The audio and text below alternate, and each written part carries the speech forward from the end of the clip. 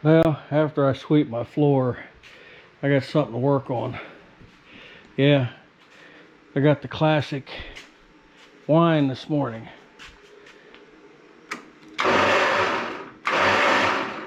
Yeah, we all know what that is. Alright, so we got the shop cooled down. The starter is up under there, so obviously the hood's going to have to come off. And to make things a little easier, I may just replace the starter and then repair the one that comes off. I do have a OEM Briggs nylon gear. More than likely that's the problem, but if it isn't, we got another starter. So obviously we removed the hood and then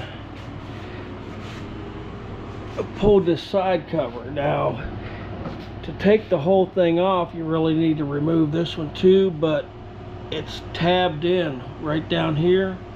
But if you can just angle it, it should give you enough room, to access the starter.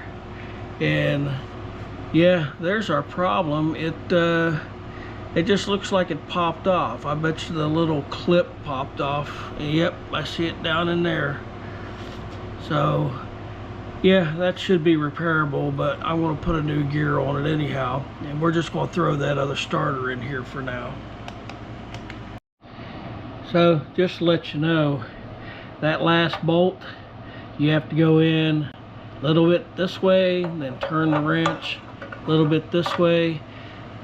I think I'm going to invest in one of the set of them ratchet wrenches, but I don't know, that's a pretty light bolt, so I mean, it may work, it may not, but it's just a little tedious getting in there and tweaking it just a little bit at a time, but I'm getting it.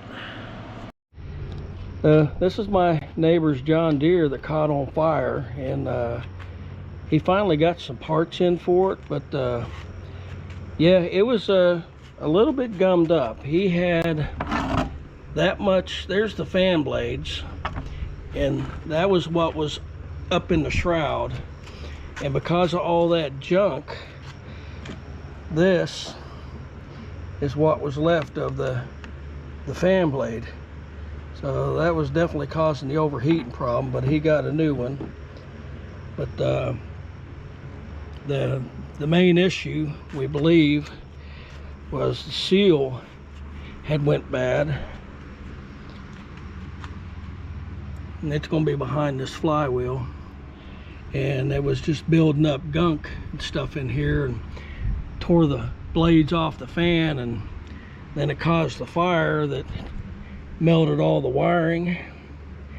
But looks like got all the parts needed to put this back together.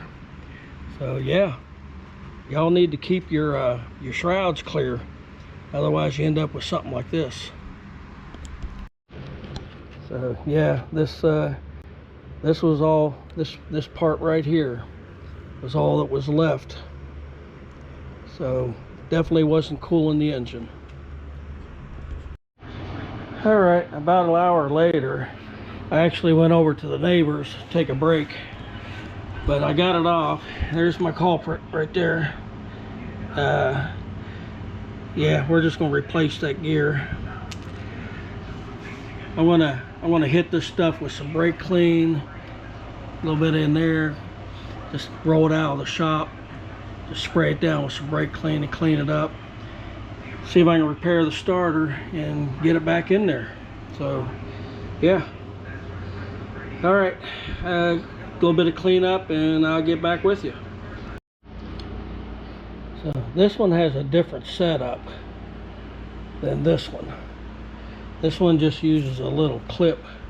And also you can buy these nylon gears at O'Reilly's Auto Parts, and there's the part number if you're interested. I want to use that one instead of my OEM one.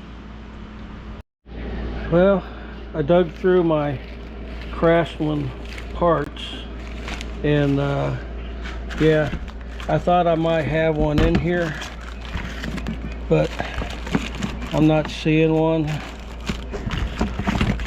So let me Let me look somewhere else. Well, I went through all my boxes of starter parts. I did find a fairly decent gear. I might throw that on there instead. But the only starter I have, and it doesn't have the right mount, is this guy, and it has one of them rings.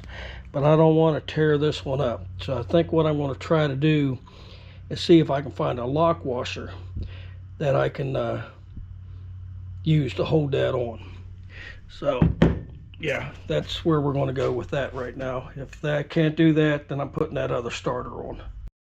All right, 7/16 lock washer should go on there, and that's spring steel, so it should work. But before I try that on this starter, I'm going to try to put that one on this old junk starter. It's about the same diameter, maybe just a tad bit bigger.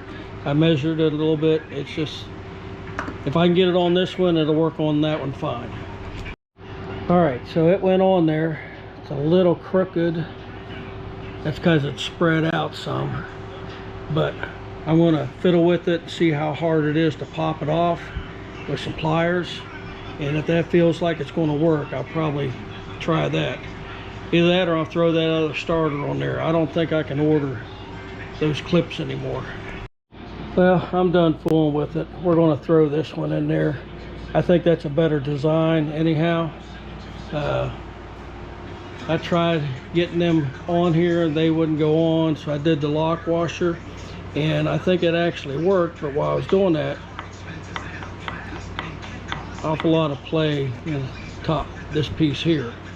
So we're going to throw this one on, but then this is the same top here, and this guy, we're going to change out the brass gear for the nylon gear, put that top on this one, and that'll be my new spare starter. But that's for later. Y'all going to do this, be prepared to spend about a half hour putting that back bolt in. Also, when you're putting the starter in, you may have to pry it over this lip a little bit. But for right now, we're going to make sure this one works. So I'm going to reach up and hit the key. I think we're a winner. We put the tins back on it. I think I'm just going to order a new starter. I'll play around with the other ones, but yeah, I got him running again, I hope.